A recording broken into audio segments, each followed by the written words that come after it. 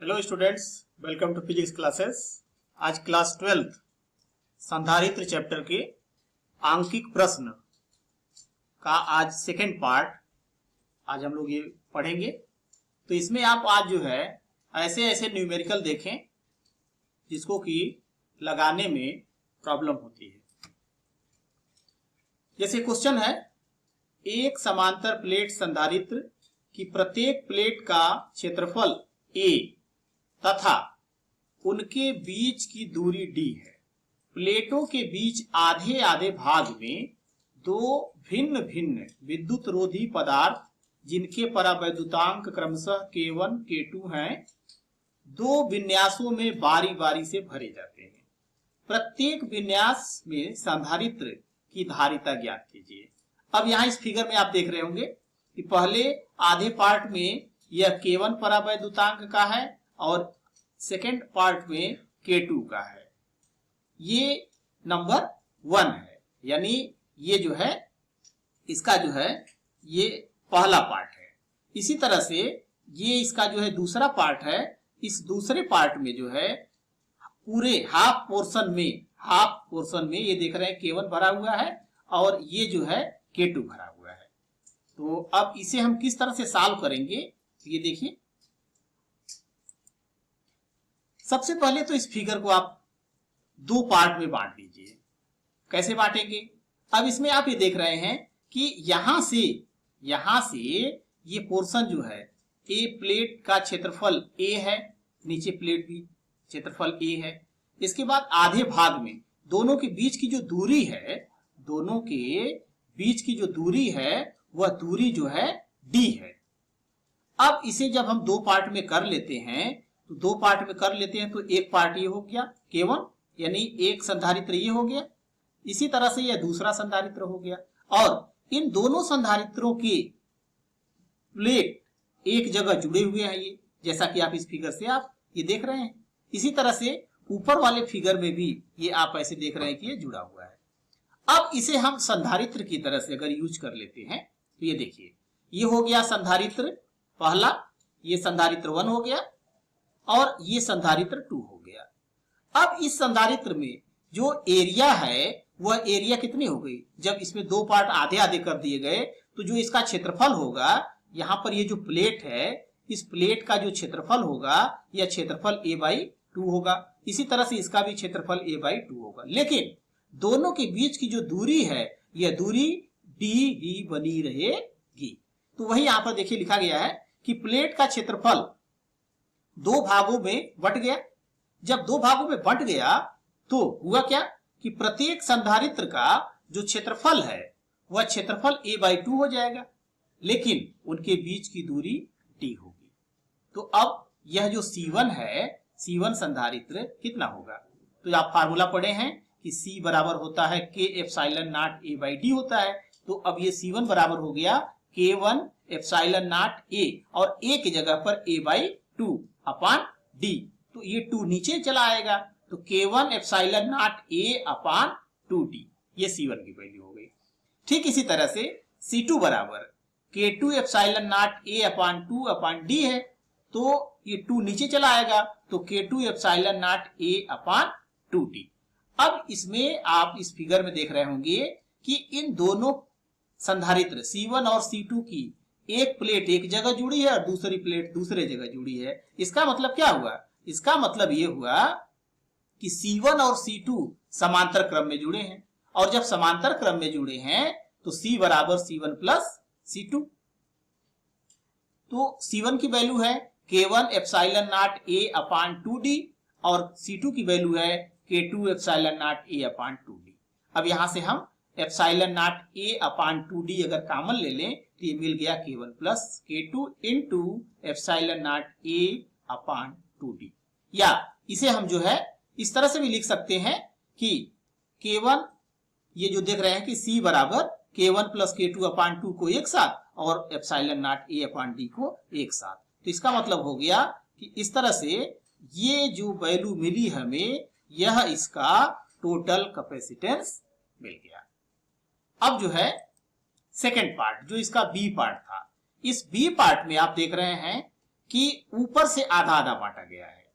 इस प्लेट को जो है, यानी प्लेट का क्षेत्रफल जो है, ये यहां से यहां तक जो प्लेट का क्षेत्रफल है वह प्लेट का क्षेत्रफल ए ही बना रहेगा।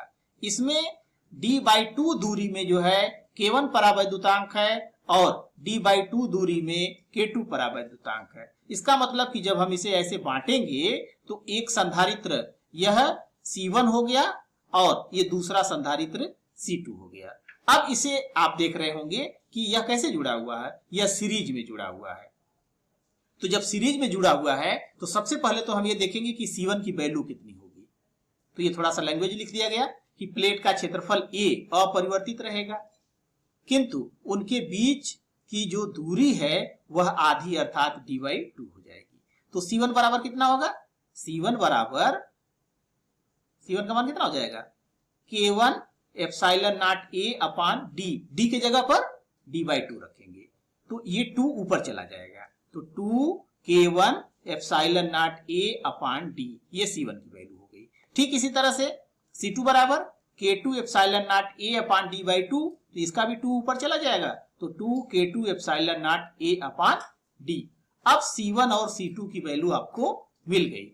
जब C1 और C2 की वैल्यू मिल गई तो आपको फाइंड करना है कि C1 C2 कैसे जुड़े हैं? श्रेणी क्रम में जुड़े हैं। तो श्रेणी क्रम में जब जुड़े हैं तो इसमें क्या करते हैं? इसमें जो है रेसिप्रोकल जुड़ता है, तो ये 1/C equals to 1/C1 plus 1/C2। अब यहां पर 1/C क्या है?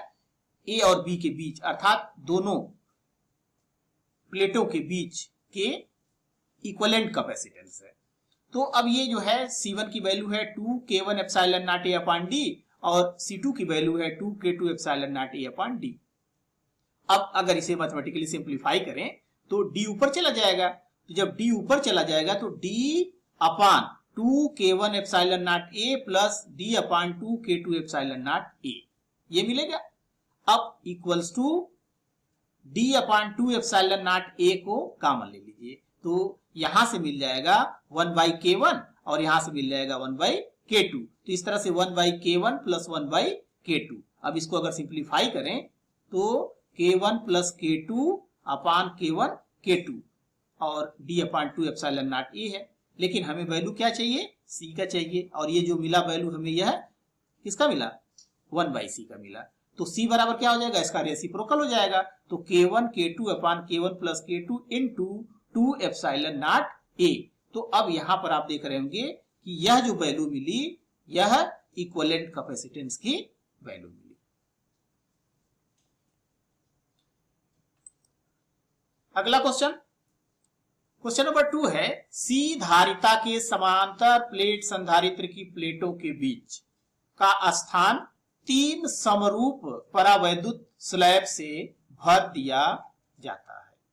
यदि इनके परावैद्युतांक क्रमशः K1 K2 K3 हैं तो संधारित्र की नई धारिता ज्ञात कीजिए। इस क्वेश्चन में दिया गया है कि यह जो सेटअप है, यह पूरा जो सेटअप है, इस सेटअप का जो संधारित्र की वैल्यू है वह दी गई है C equals to epsilon naught A upon D।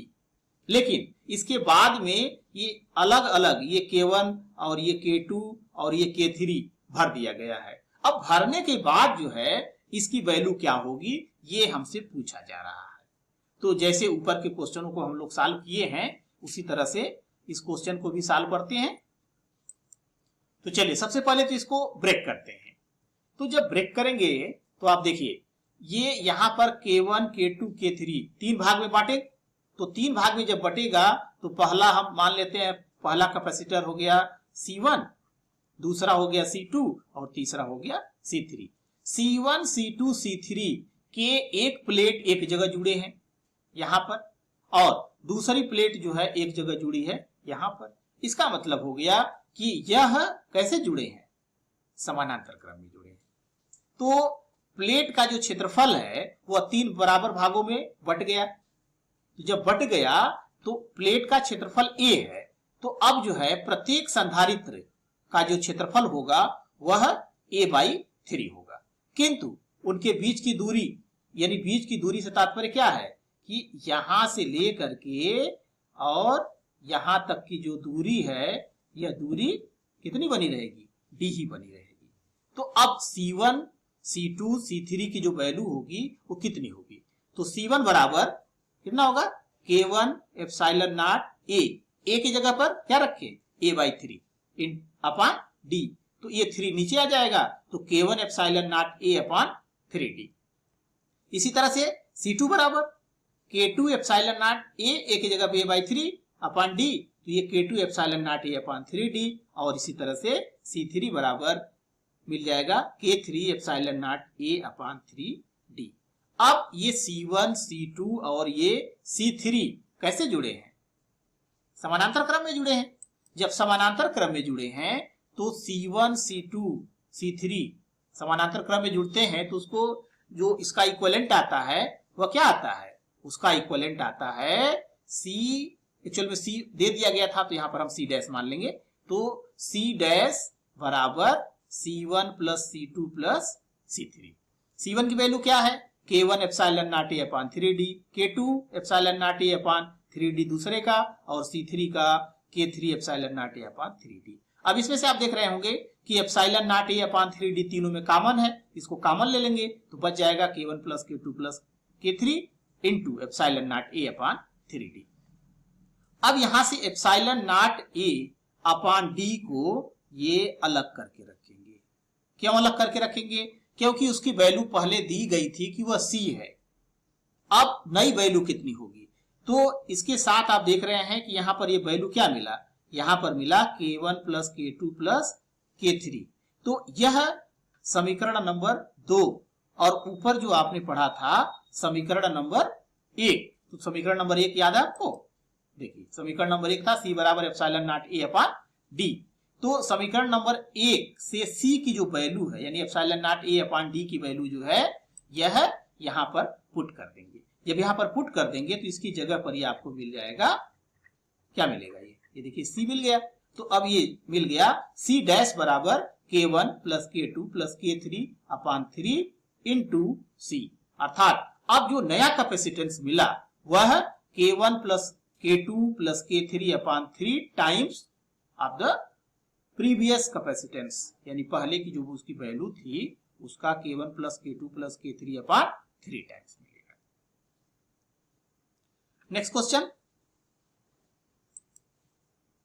एक समांतर प्लेट संधारित्र की प्रत्येक प्लेट का क्षेत्रफल a तथा उनके बीच की दूरी d है।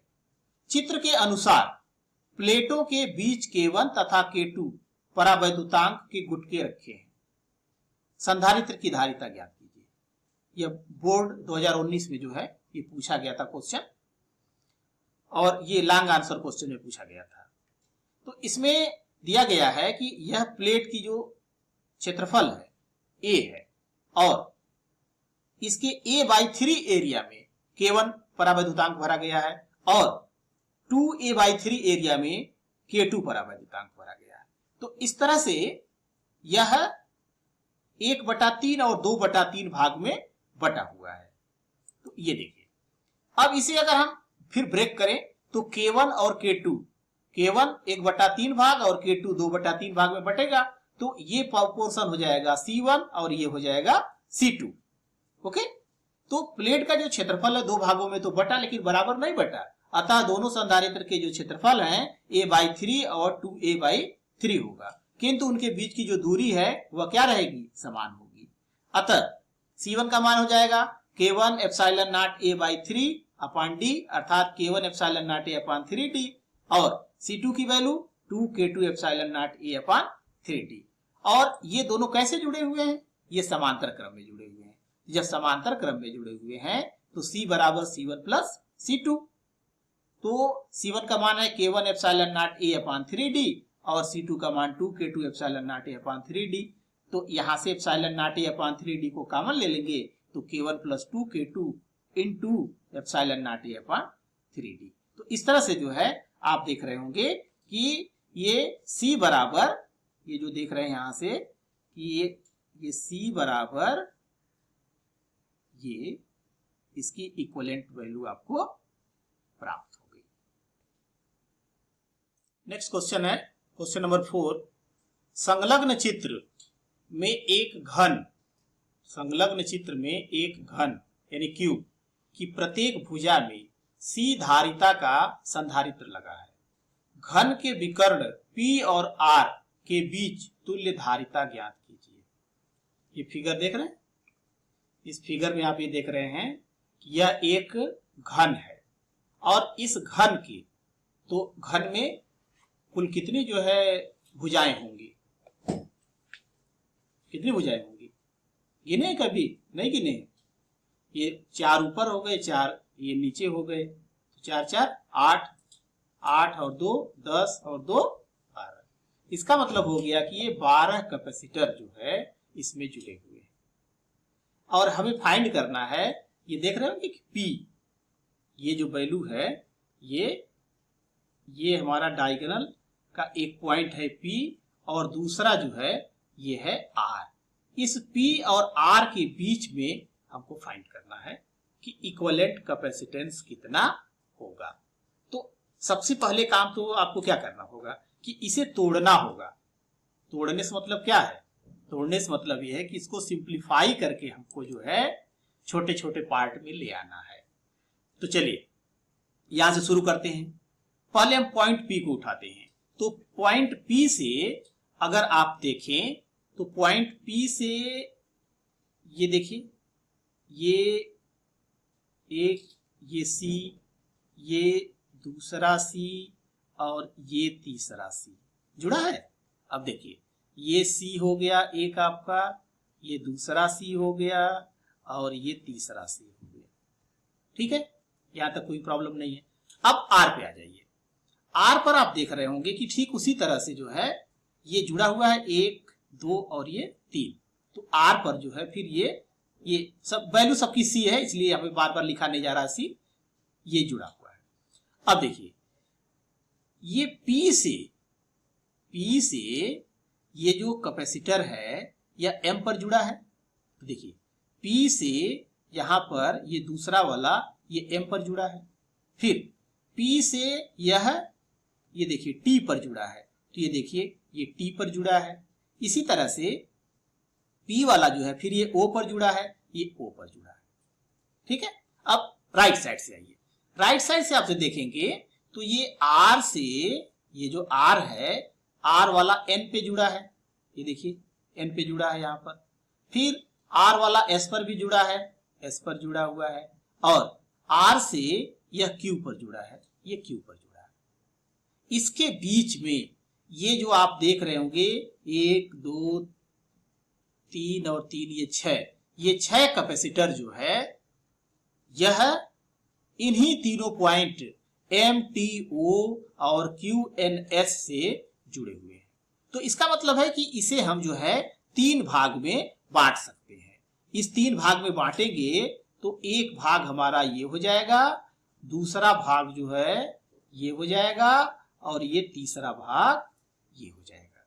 ओके, अब यहां देखिए इसमें आप देख रहे होंगे कि यह C ये कैसे जुड़ा हुआ है? समांतर क्रम में जुड़ा हुआ है। तो जब समांतर क्रम में जुड़ा हुआ है तो इसका मतलब हो गया कि डायरेक्ट जोड़ देंगे, तो डायरेक्ट जोड़ देंगे तो इसका मतलब कि इसकी वैल्यू हो जाएगी 3C। इसमें 6 है तो इसकी जो वैल्यू है वो कितनी हो जाएगी? यह वैल्यू हो जाएगी इसकी 6C। इसी तरह से इसकी वैल्यू हो जाएगी यहां पर कितनी? 3C हो जाएगी। ठीक है, अब जो है इसे थोड़ा सा और सिंप्लीफाई करते हैं। तो देखिए यहां पर आपने इसको ये बना लिया कि ये 3 वाला हो गया, ये 6 वाला हो गया और ये 3 वाला हो गया। अब ये तीनों कैसे जुड़े हैं? श्रेणी क्रम में जुड़े हैं। तो जब श्रेणी क्रम में जुड़े हैं तो श्रेणी क्रम में रेसिप्रोकल जुड़ता है। तो P और R के बीच जो C इक्विवेलेंट है 1/CQ, ये 1/3C प्लस ये 1/6C प्लस 1/3C। अब यहां से 6C एलसीएम हो जाएगा, तो 3 दूना 6, यहाँ 2 आ गया, यहाँ 1 आ गया और यहाँ फिर 2 आ गया। तो 2 1 3 और 2 5 और नीचे आ गया बटा 6C। तो ये वैल्यू मिली हमें 1/C इक्विवेलेंट बराबर 5/6C। तो इसका रेसिप्रोकल कर दें तो C इक्विवेलेंट यानी C पी आर, जो यहाँ पर ये जो वैल्यू है यह हमें सी पी आर इसके बीच की वैल्यू मिली है और वही सी इक्वलेंट है। तो सी इक्वलेंट बराबर हो गया, इसका उल्टा करेंगे तो 6c/5, और अगर 6 को 5 से डिवाइड कर देते हैं तो 12 5 60, 1.2 हो जाएगा, 1.2 सी हो जाएगा। यानी आपने जोड़ा जो है इसमें 12 कैपेसिटर को, लेकिन जो वैल्यू मिली हमें टोटल डायगोनल के बीच में वह मिली 1.2 सी के बराबर। अगला क्वेश्चन, धातु की एक समान 4 प्लेटों में प्रत्येक का एक ओर का पृष्ठ क्षेत्रफल a मीटर स्क्वायर है। ये प्लेटें वायु में एक दूसरे से d मीटर की दूरी पर रखी हैं तथा चित्रानुसार आपस में जुड़ी हैं। बिंदुओं A व B के बीच धारिता ज्ञात कीजिए। देखिए यहां पर हम देख रहे हैं कि ये A है और ये B है। ये प्लेट, ये देख रहे हैं कलर अलग दिखाया गया है, तो अगर इसको धनात्मक रखते हैं तो B को ऋणात्मक रखेंगे। इसी तरह से दूसरे वाले में इसके बीच में रखा गया है, तो अगर इसको धनात्मक रखते हैं तो इसको क्या करेंगे, ऋणात्मक रखेंगे। अब जो है इन दोनों यानी A और B के बीच, पहले में A और B के बीच, दूसरे में फाइंड करना है कि जो इक्विवेलेंट कैपेसिटेंस होगा, तुल्य धारिता होगी, वह कितनी होगी। तो हम सबसे पहले जो है इसका फर्स्ट पार्ट जो है चुनते हैं। देखिए ये फर्स्ट पार्ट में ये प्लेट का नाम दे देते हैं 1 2 3 4, ठीक है, 1 2 3 4, ये प्लेट का नाम दे देते हैं। अब देखो ए वाले को जो है, ए वाले को हम मान लेते हैं कि यह धनात्मक है। तो जब धनात्मक है तो इसका मतलब है कि यह प्लेट जो है ये धनात्मक है, यह प्लेट जो है ये धनात्मक हो गई। तो ये भी तो धनात्मक हो जाएगा, तो ये भी धनात्मक हो गया। चलिए ये भी धनात्मक हो गया, ठीक। अब बी वाला जो है, यह बी वाले को ऋणात्मक ले लेते हैं। तो बी वाले को ऋणात्मक ले लेते हैं, तो ये देखिए ये जो है ऋणात्मक हो गया, तो ये भी ऋणात्मक हो जाएगा। ये ऋणात्मक हो गया। अब देखिए, अब यहां पर आपका जो कॉम्बिनेशन बन रहा है वह कॉम्बिनेशन समझिए। ये 1 और 2 ये धनात्मक ऋणात्मक बने, यह जो है यह धनात्मक ऋणात्मक बने, मतलब कि 1 और 2 का एक कैपेसिटर बनेगा, ठीक है। अब इसी तरह से देखिए 4 और 3 का, तो 4 और 3 का देखेंगे तो 4 और 3 का देखेंगे तो ये धनात्मक और ऋणात्मक, तो यह भी एक कैपेसिटर बनेगा। लेकिन इस 2 और 3 का देखेंगे तो यह 2 और 3 जो है यह दोनों ऋणात्मक है, तो यह कैपेसिटर नहीं बनेगा, यानी इसमें 2 सेट बनेगा। अब देखिए ये 1 और 2 का एक सेट बनेगा, 4 और 3 का एक सेट बना। अब ये कैसे जुड़े हुए हैं, ये समानांतर में जुड़े हुए हैं। तो देखिए वही यहां लिखा गया है कि 1 2 तथा 4 3 का समांतर क्रम संयोजन है, लेकिन 2 3 का संयोजन का संधारित्र अप्रभावी है, मतलब कि ये संधारित्र नहीं बनेगा। तो सी ए बी, ए और बी के बीच का अगर आप निकालते हैं तो सी ए बी बराबर सी प्लस सी, तो इसको हम दो तरीके से लिख सकते हैं। या तो हम सीधे सीधे यहां पर लिख दें 2c और c का मान एप्सिलॉन नॉट यानी 2 एप्सिलॉन नॉट a और अपान d, ये हो जाएगा। या अलग अलग वैल्यू लिख के भी रख सकते हैं, तो epsilon naught a upon d plus epsilon naught a upon d, that is 2 epsilon naught a upon d। ये इसके बीच का फाइंड हो गया। अब इसी तरह से इसका जो दूसरा वाला हिस्सा है, दूसरे वाले हिस्से में ये देखिए, दूसरे वाले हिस्से में ये दिया है, इसको भी 4 भागों में बांट लिया, प्लेट का नाम दे दिया। तो चलिए ए वाले को हम, ए वाले प्लेट को धनात्मक ले लेते हैं, तो ये धन, ये भी धन, ये भी धन, चलिए ये धनात्मक हो गया। अब ये भी धनात्मक हो गया, ओके। बी को ऋणात्मक लेते हैं, तो जब बी को ऋणात्मक लेते हैं तो ये जो है ऋणात्मक हो गया और यह भी ऋणात्मक हो जाएगा।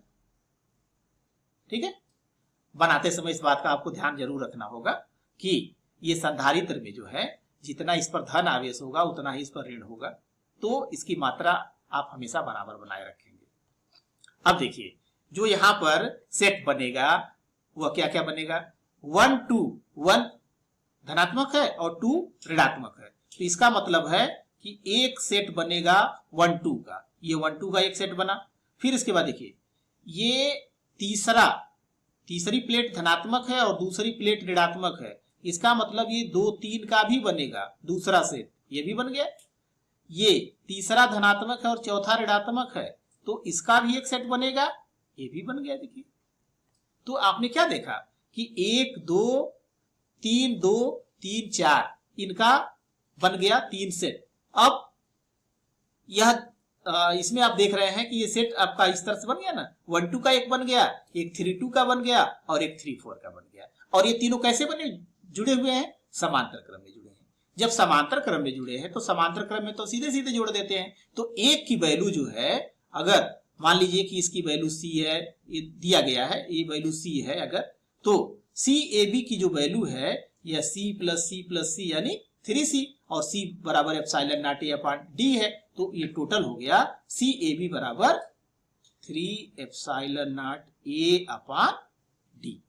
तो इस तरह से आपने देखा कि दो प्लेटों को अगर आपस में एक दूसरे के अंदर रखते हैं तो इसी तरह से हम ये देख करके बना लेते हैं कि कितने कैपेसिटर का सेट बनेगा और उसके हिसाब से फिर वैल्यू को फाइंड कर लेते हैं।